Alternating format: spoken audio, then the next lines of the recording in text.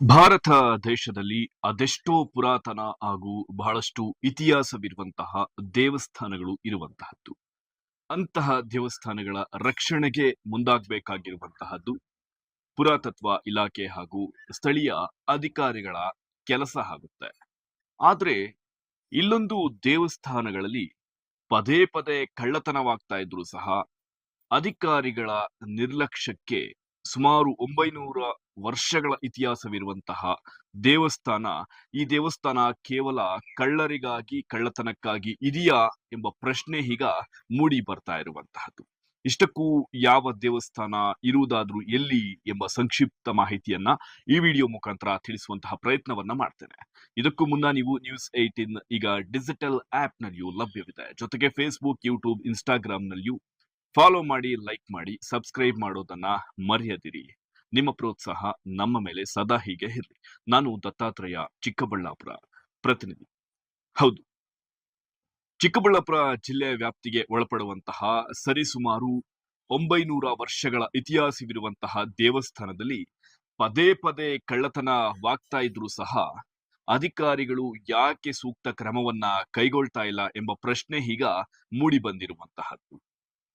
ಚಿಕ್ಕಬಳ್ಳಾಪುರ ಜಿಲ್ಲೆ ಶಿಡ್ಲಘಟ್ಟ ತಾಲೂಕಿನ ಪುರಾಣ ಪ್ರಸಿದ್ಧ ಐತಿಹಾಸಿಕವಾದಂತಹ ಸ್ಥಳ ಚಿಕ್ಕದಾಸರಹಳ್ಳಿ ಗ್ರಾಮದಲ್ಲಿರುವಂತಹ ಬ್ಯಾಟರಾಯ ಸ್ವಾಮಿ ದೇವಸ್ಥಾನ ಈಗ ಕಳ್ಳರ ಕಾಟಕ್ಕೆ ತುತ್ತಾಗಿರುವಂತಹದ್ದು.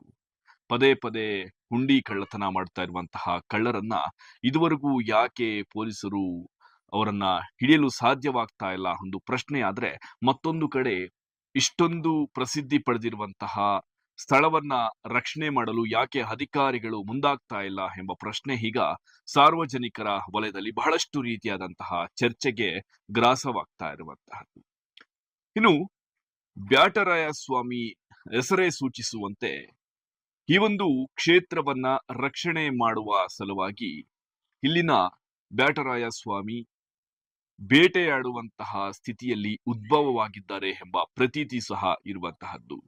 ಸರಿಸುಮಾರು 900 ವರ್ಷಗಳ ಹಿಂದೆ ಈ ಒಂದು ಚಿಕ್ಕದಾಸರಹಳ್ಳಿ ಒಂದು ಗ್ರಾಮದಲ್ಲಿ ಬ್ಯಾಟರಾಯ ಸ್ವಾಮಿ ಉದ್ಭವಿಸಿ ಪ್ರತಿ ವರ್ಷವೂ ಸಹ ಈ ಒಂದು ಗ್ರಾಮದಲ್ಲಿ ಬಹಳಷ್ಟು ಸಾವಿರಾರು ಸಂಖ್ಯೆಯಲ್ಲಿ ಭಕ್ತಾದಿಗಳು ಭಾಗಿಯಾಗಿ ರಥೋತ್ಸವವನ್ನ ಅದ್ದೂರಿಯಾಗಿ ಆಚರಣೆಯನ್ನ ಮಾಡ್ತಾರೆ. ಆದ್ರೆ ಇಷ್ಟೊಂದು ಅದ್ದೂರಿಯಾಗಿ ಆಚರಣೆ ಮಾಡ್ತಾ ಇರುವಂತಹ ದೇವಸ್ಥಾನಕ್ಕೆ ಭದ್ರತೆ ಒದಗಿಸುವಲ್ಲಿ ತಾಲೂಕು ಆಡಳಿತ ಸಂಪೂರ್ಣ ವಿಫಲವಾಗಿರುವಂತಹದ್ದು ಇಲ್ಲಿ ಮೂಲ ಕಾರಣ ಎಂದರೆ ತಪ್ಪಾಗಲಾರದು.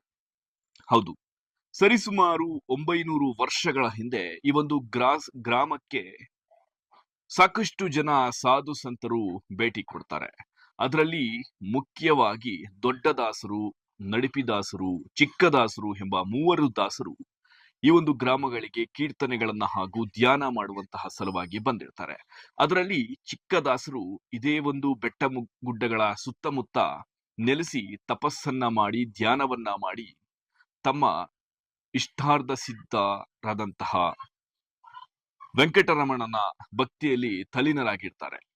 ಸೊ ಈ ಒಂದು ಕಾರಣಕ್ಕೆ ಈ ಒಂದು ಕ್ಷೇತ್ರಕ್ಕೆ ಚಿಕ್ಕದಾಸರಹಳ್ಳಿ ಎಂಬ ಹೆಸರು ಬಂದಿದೆ ಅಂತ ಇಲ್ಲಿನ ಗ್ರಾಮಸ್ಥರು ಮಾಹಿತಿಯನ್ನ ಸಹ ನೀಡಿರುವಂತಹದ್ದು. ಇನ್ನು ಚಿಕ್ಕದಾಸರು ಇದೇ ಒಂದು ಬೆಟ್ಟಗುಡ್ಡದ ತಪ್ಪಲಿನಲ್ಲಿ ಧ್ಯಾನದಲ್ಲಿ ಹಾಗೂ ಕೀರ್ತನೆಗಳನ್ನ ಬರೆಯುವುದರಲ್ಲಿ ಮಗ್ನರಾಗಿದ್ದಾಗ, ಇನ್ನು ಇದೇ ಒಂದು ಗ್ರಾಮದಲ್ಲಿ ವೆಂಕಟೇಶ್ವರನ ಪರಮ ಭಕ್ತೆ ಸೊಣ್ಣಮ್ಮ ಎಂಬ ಭಕ್ತೆ ಪ್ರತಿನಿತ್ಯವೂ ಸಹ ದನಕರುಗಳನ್ನ, ಹಸುಗಳನ್ನ ಈ ಒಂದು ಬೆಟ್ಟ ಕಾಡುಗಳಲ್ಲಿ ಮೇಯಿಸುವ ಸಲುವಾಗಿ ಪ್ರತಿನಿತ್ಯವೂ ಸಹ ಕರೆದುಕೊಂಡು ಬರ್ತಾರೆ. ಸೊ ಸಾಕಷ್ಟು ಬಾರಿ ಸೊಣ್ಣಮ್ಮ ಪರಮ ಭಕ್ತಿಯಿಂದ ತಮ್ಮ ದೇವರಲ್ಲಿ ಅಷ್ಟೊಂದು ಲೀನರಾಗಿರ್ತಾರೆ. ಸೊ ಈ ಒಂದು ವೇಳೆ ಅಲ್ಲಿರುವಂತಹ ಹಸು ಒಂದು ತಾನಾಗಿಯೇ ಹಾಲನ್ನ ಕರೆಯುತ್ತಾ ಇರ್ತದೆ. ಸೊ ಈ ಹಿನ್ನೆಲೆ ಇದನ್ನ ಗಮನಿಸಿದ್ದಂತಹ ಪರಮ ಭಕ್ತೆ ಸೊಣ್ಣಮ್ಮ ಇದೇ ಒಂದು ವಿಚಾರವನ್ನ ಈ ಒಂದು ಬೆಟ್ಟಗುಡ್ಡದ ತಪ್ಪಲಿನಲ್ಲಿ ಧ್ಯಾನದಲ್ಲಿ ಮಗ್ನನಾಗಿರುವಂತಹ ಚಿಕ್ಕದಾಸರಾಗೆ ಮಾಹಿತಿಯನ್ನ ನೀಡ್ತಾರೆ. ಇದಾದ ಬಳಿಕ ಸ್ಥಳಕ್ಕೆ ಚಿಕ್ಕದಾಸರು ಭೇಟಿ ನೀಡಿ ಪರಿಶೀಲನೆ ಮಾಡಿದ ನಂತರ ಈ ಒಂದು ಕ್ಷೇತ್ರದಲ್ಲಿ ಅಂದ್ರೆ ಆ ಒಂದು ಸ್ಥಳದಲ್ಲಿ ಬ್ಯಾಟರಾಯ ಸ್ವಾಮಿ ಮಹಾವಿಷ್ಣು ಈ ಕ್ಷೇತ್ರವನ್ನ ರಕ್ಷಣೆ ಮಾಡುವ ಸಲುವಾಗಿ ನಾನು ಇಲ್ಲಿ ನೆಲೆಸಿರುವುದಾಗಿ ಚಿಕ್ಕದಾಸರಿಗೆ ಮಾಹಿತಿ ನೀಡಿರುವುದಾಗಿ ಇಲ್ಲಿನ ಪ್ರತೀತಿ ಹಾಗೂ ಇತಿಹಾಸ ಹಾಗೂ ಪುರಾಣಗಳು ಹೇಳುವಂತಹ ಮಾಹಿತಿ. ಆದ್ದರಿಂದಲೇ ಈ ಒಂದು ದೇವಸ್ಥಾನಕ್ಕೆ ಬ್ಯಾಟರಾಯ ಸ್ವಾಮಿ ದೇವಸ್ಥಾನ ಎಂಬ ಹೆಸರು ಸಿಕ್ಕಿದ್ದು. ಅಂದಿನಿಂದಲೂ ಸಹ ಇಂದಿನವರೆಗೂ ಪ್ರತಿ ವರ್ಷವೂ ಸಹ ಬಹಳಷ್ಟು ವಿಜೃಂಭಣೆಯಿಂದ ಜಾತ್ರಾ ಮಹೋತ್ಸವವನ್ನ ಆಚರಣೆ ಮಾಡಿಕೊಂಡು ಬರ್ತಾರೆ. ಜೊತೆಗೆ ಪ್ರತಿನಿತ್ಯವೂ ಸಹ ಪೂಜಾ ಕೈಂಕರ್ಯಗಳನ್ನ ಮಾಡಿಕೊಂಡು ಬರ್ತಾ ಇದ್ದಾರೆ.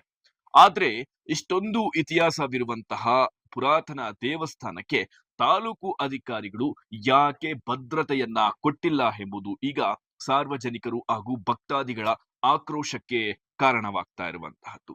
ಇನ್ನು ಸಾಕಷ್ಟು ದೇವಸ್ಥಾನಗಳಿಗೆ ಸರ್ಕಾರ ಸೂಚಿಸಿದ ಬೆನ್ನಲ್ಲೇ ಸಿಸಿ ಕ್ಯಾಮೆರಾಗಳನ್ನ ಅಳವಡಿಸುವಂತಹದ್ದು ಬಹಳಷ್ಟು ಮುಖ್ಯ ಕರ್ತವ್ಯವಾಗಿರುತ್ತೆ. ಆದ್ರೆ ಈಗಾಗಲೇ 2-3 ಬಾರಿ ಕಳ್ಳತನಕ್ಕೆ ಒಳಗಾಗಿರುವಂತಹ ಈ ಒಂದು ಪುರಾತನ ದೇವಸ್ಥಾನಕ್ಕೆ ಅಧಿಕಾರಿಗಳು ಯಾಕೆ ಒಂದು ಸಿಸಿ ಕ್ಯಾಮೆರಾವನ್ನ ಅಳವಡಿಕೆ ಮಾಡಿಲ್ಲ ಎಂಬ ಪ್ರಶ್ನೆ ಉದ್ಭವ ಆಗ್ತಾ ಇರುವಂತಹದ್ದು. ಇನ್ನು ಸಾಮಾನ್ಯವಾಗಿ ಪ್ರತಿ ವರ್ಷದಂತೆ ಹುಂಡಿ ಎಣಿಕೆ ಕಾರ್ಯಕ್ರಮದ ವೇಳೆ ಮಾತ್ರ ಪತ್ತೆ ಆಗ್ತಾ ಇರುವಂತಹ ತಹಶೀಲ್ದಾರ್ಗಳು ಜೊತೆಗೆ ಪುರಾತತ್ವ ಇಲಾಖೆ ಅಧಿಕಾರಿಗಳು ಇನ್ನು ದೇವಸ್ಥಾನದ ರಕ್ಷಣೆಗೆ ಯಾಕೆ ಮುಂದಾಗ್ತಾ ಇಲ್ಲ ಎಂಬುದು ಈಗ ಪ್ರತಿಯೊಬ್ಬರ ಪ್ರಶ್ನೆಯಾಗಿಯೇ ಉಳಿದಿರುವಂತಹದ್ದು. ದೇವಸ್ಥಾನ ಚಿಕ್ಕದಾಸರಲ್ಲಿ ಕಳ್ತನ ಆಗಿದೆ ಅಂತ ಮಾಹಿತಿ ಬಂದಿದೆ ನಮಗೆ. ಸೊ ಬಾಗಿಲು ಹೊಡೆದಾಕ್ಬಿಟ್ಟು ಹುಂಡಿಯಲ್ಲಿ ಏನಿದೆ ದುಡ್ಡೆಲ್ಲ ಕಳ್ತನ ಮಾಡಿದ್ದಾರೆ. ಸೊ ಅದರಲ್ಲಿ ನಾವೇನಿದೆ ಪೊಲೀಸ್ ಅವ್ರಿಗೆ ಇವಾಗ ಜವಾಬ್ದಾರಿ ವಹಿಸಿದ್ದೀವಿ. ಸೊ ತನಿಖೆ ಮಾಡಿ ಯಾರು ಈ ಕೃತ್ಯ ಮಾಡಿದ್ದಾರೆ ಅವ್ರಿಗೆ ಕಟ್ಟುನಿಟ್ಟಿನ ಶಿಕ್ಷೆ ಏನಿದೆ ವಿಧಿಸ್ತೀವಿ ನಾವು. ಮತ್ತು ಇದೇ ರೀತಿ ಯಾವುದು ಬೇರೆ ಮುಜರಾಯಿ ದೇವಸ್ಥಾನ ಆಗಲಿ ಯಾವುದೇ ಪ್ರೈವೇಟ್ ದೇವಸ್ಥಾನ ಆಗಲಿ ದೇವಸ್ಥಾನದಲ್ಲಿ ಈ ಥರ ಯಾರು ಹುಂಡಿ ಕಳ್ತನ ಆಗಲಿ ಬೇರೆ ಥರ ಯಾರೇ ಕೃತ್ಯಗಳು ನಡೆಸಿದ್ರು ಅವ್ರ ಮೇಲೆ ಒಂದು ಸ್ಟ್ರಿಕ್ಟ್ ಆ್ಯಕ್ಷನ್ ನಮ್ಮ ಕಡೆಯಿಂದ ನಮ್ಮ ಇಲಾಖೆ ಕಡೆಯಿಂದ ಪೊಲೀಸವ್ರ ಕಡೆಯಿಂದ ಆಗುತ್ತೆ ಅಂತ ಹೇಳೋದಕ್ಕೆ ಬಯಸ್ತೀವಿ. ಮತ್ತು ಈ ಥರದ್ದು ಯಾರೇ ಮಾಡೋಕ್ಕೆ ಮುಂಚೆ ದೇವಸ್ಥಾನಗಳಲ್ಲಿ ಈ ಥರ ಮಾಡೋಕ್ಕೆ ಮುಂಚೆ ಇನ್ನೊಂದ್ಸಲ ಯಾರು ಈ ಥರ ಮಾಡಬಾರ್ದು ಆ ಥರ ಒಂದು ಆ್ಯಕ್ಷನ್ ಏನಿದೆ ತೊಗೊತೀವಿ ಈ ಥರ. ಸೊ ಇದು ಮುಜರಾಯಿ ದೇವಸ್ಥಾನ ಆಗಿರೋದ್ರಿಂದ ನಮ್ಮ ತಾಲೂಕಲ್ಲಿ 214 ಮುಜರಾಯಿ ದೇವಸ್ಥಾನಗಳಿದೆ. ಸೊ ಅದರದ್ದು ಭದ್ರತೆ ಮತ್ತು ಸುವ್ಯವಸ್ಥತೆ ಕಾಪಾಡೋದಕ್ಕೆ ನಮ್ಮ ಕಡೆಯಿಂದ ಏನು ಕ್ರಮ ವಹಿಸಬೇಕು, CCTV ಕ್ಯಾಮ್ರಾ ಅಳವಡಿಕೆ ಆಗಲಿ ಮತ್ತು ಏನು ನಮ್ಮ ಕಡೆಯಿಂದ ನೆಕ್ಸ್ಟ್ ಪ್ರಿಕಾಷನರಿ ಮೆಜರ್ಸ್ ನಾವೇನು ತಗೋಬೇಕು ಅದನ್ನ ನಾವಿನ್ ಮುಂದೆ ಕ್ರಮ ಕೈಗೊಳ್ತೀವಿ. ದೇವಸ್ಥಾನದಲ್ಲಿ ನಾಲ್ಕು ಆಗಿದೆ ಅಂತ ಮಾಹಿತಿ ಬಂದಿದೆ. ಅದ್ರ ಬಗ್ಗೆ ಏನು ಕ್ರಮ ಕೈಗೊಂಡಿದ್ದೀರಾ? ಅದೇ ಅದೊಂದು 5 to 6 years ಬ್ಯಾಕ್ ಆಗಿತ್ತು ಅಂತ ಹೇಳಿದ್ವಿ. ನಾವೀಗ CCTV ಏನಿದೆ ಕನೆಕ್ಷನ್ ಒಂದು ಕೊಟ್ಬಿಟ್ಟು ಮಾಡಿದ್ವಿ. ಬಟ್ ಇಲ್ಲಿ ಸ್ವಲ್ಪ ಕೋತಿಗಳು ಕಾಟ ಇರೋದ್ರಿಂದ ಏನಿದೆ ಕೇಬಲ್ ವೈರಿಂಗ್ ಎಲ್ಲ ಸ್ವಲ್ಪ ಕಟ್ ಆಗಿದೆ. ಸೊ CCTVದು ಸೊ ಅದಕ್ಕೆ ಆಲ್ಟರ್ನೇಟಿವ್ ಸೊಲ್ಯೂಷನ್ ಆಗಿ ಆ ಥರ ಏನು ಸಿಸ್ಟಮ್ ನಾವು ಅಳವಡಿಸ್ಬೋದು ನೋಡ್ಬಿಟ್ಟು ನಾವೊಂದು ಬೆಟರ್ ಪ್ರಿಕಾಷನರಿ ಮೆಜರ್ಸ್ನ ಒಂದು ಅಳವಡಿಸೋಕ್ಕೆ ಕ್ರಮ ವಹಿಸ್ತೀವಿ. ಸದ್ಯ ಕಳ್ಳತನ ನಡೆದಿರುವಂತಹ ಘಟನೆ ಬೆಳಕಿಗೆ ಬಂದ ನಂತರ ಸರಿಸುಮಾರು ಈ ಒಂದು ದೇವಸ್ಥಾನದಲ್ಲಿ 50,000 ಹುಂಡಿ ಹಣ ನಗದು ನಾಪತ್ತೆಯಾಗಿದೆ ಎಂಬ ಸುದ್ದಿ ಮೂಡಿರುವಂತಹದ್ದು. ಈ ಬೆನ್ನಲ್ಲೇ ಸ್ಥಳಕ್ಕೆ ಸ್ಥಳೀಯ ಪೊಲೀಸ್ ಅಧಿಕಾರಿಗಳು ಜೊತೆಗೆ ತಹಶೀಲ್ದಾರ್ಗಳು ಇಲಾಖೆಯ ಅಧಿಕಾರಿಗಳು ಭೇಟಿ ನೀಡಿ ಪರಿಶೀಲನೆಯನ್ನ ನಡೆಸಿ ಆದಷ್ಟು ಬೇಗ ಈ ಕಳ್ಳರನ್ನ ಸೆರೆ ಹಿಡಿದು ಈ ಒಂದು ದೇವಸ್ಥಾನಕ್ಕೆ ಸಿಸಿ ಕ್ಯಾಮೆರಾಗಳ ಅಳವಡಿಕೆಯನ್ನ ಮಾಡುವುದಾಗಿ ಭರವಸೆಯನ್ನು ಸಹ ಕೊಟ್ಟಿರುವಂತಹದ್ದು. ಆದ್ರೆ ಈಗಲಾದ್ರೂ ಈ ಒಂದು ದೇವಸ್ಥಾನಕ್ಕೆ ಕೊಟ್ಟಿರುವಂತಹ ಭರವಸೆ ಅಧಿಕಾರಿಗಳು ಈಡೇರಿಸ್ತಾರಾ ಇಲ್ವಾ ಎಂಬುದನ್ನ ಕಾದು ನೋಡಬೇಕಾಗಿರುವಂತಹದ್ದು. ಇದೇ ಇವತ್ತಿನ News18 ಡಿಜಿಟಲ್ ಕಂಟೆಂಟ್ನ ವಿಶೇಷ. ನಾನು ದತ್ತಾತ್ರೇಯ, ಚಿಕ್ಕಬಳ್ಳಾಪುರ ಪ್ರತಿನಿಧಿ. ನಿರ್ಭೀತ, ನಿಷ್ಪಕ್ಷಪಾತ, ವಿಶ್ವಾಸಾರ್ಹ ಸುದ್ದಿಗಳಿಗೆ ಮತ್ತೊಂದು ಹೆಸರಾಗಿರುವಂತ News18 ಕನ್ನಡ ಈಗ ಆಪ್ನಲ್ಲೂ ಲಭ್ಯವಿದೆ. ದಯವಿಟ್ಟು ಇಲ್ಲಿರುವಂತ QR ಕೋಡ್ ಸ್ಕ್ಯಾನ್ ಮಾಡಿಕೊಂಡು ಆಪ್ ಡೌನ್ಲೋಡ್ ಮಾಡೋದಕ್ಕೆ ಮರಿಬೇಡಿ. ನಿಮ್ಮ ಬೆಂಬಲ ಹೀಗೆ ಸದಾ ನಮ್ಮೊಂದಿಗಿರಲಿ. ಧನ್ಯವಾದ.